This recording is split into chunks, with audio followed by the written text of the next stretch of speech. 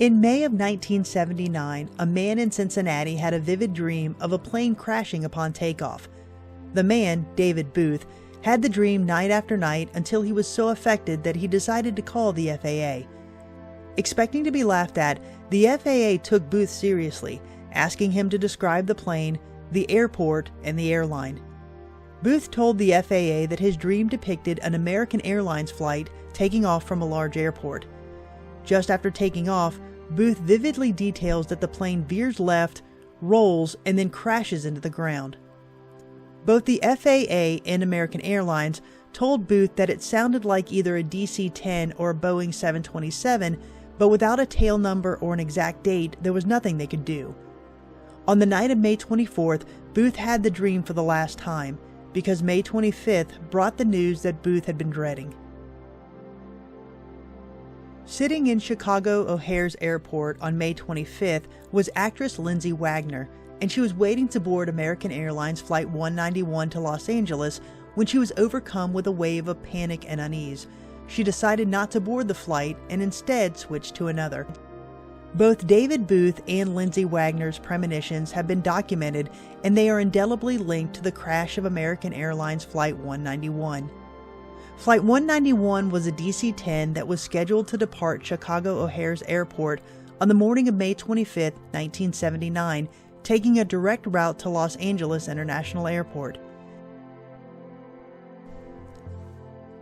The day was nice and clear, and at 3:02 p.m., the airplane, carrying 258 passengers and 13 crew members, was set for takeoff.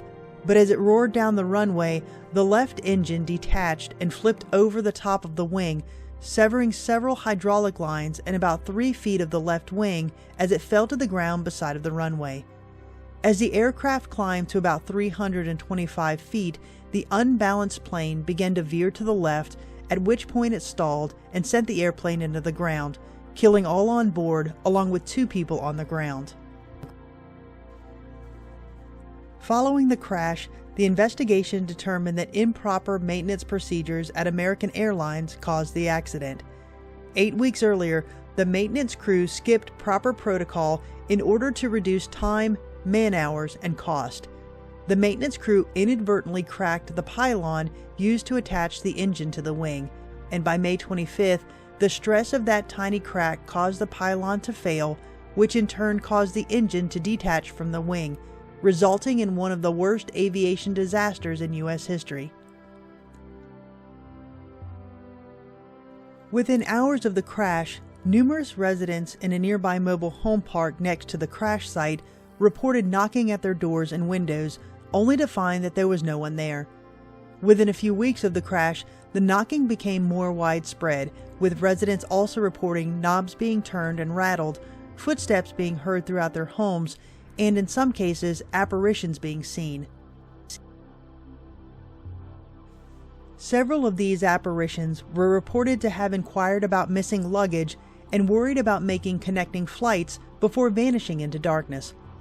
Within months after the crash, police were receiving calls from motorists who reported seeing odd, bobbing lights hovering over the crash site, yet patrol officers found no one at the site when they went to investigate. Eventually, the ghostly sightings became less frequent. However, dogs at a training facility next to the crash site still bark at something unseen, and for decades, passengers at O'Hare International have witnessed a man at a payphone next to the departure gate end a phone call, turn towards the gate, and then disappear completely.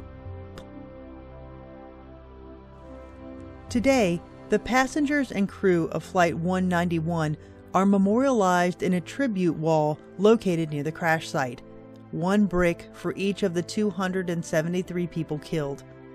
The wall was erected in 2011, 32 years after the crash. The funds were obtained through the efforts of the 6th grade class of Decatur Classical School of Chicago because they wanted to ensure that those lost souls would never be forgotten.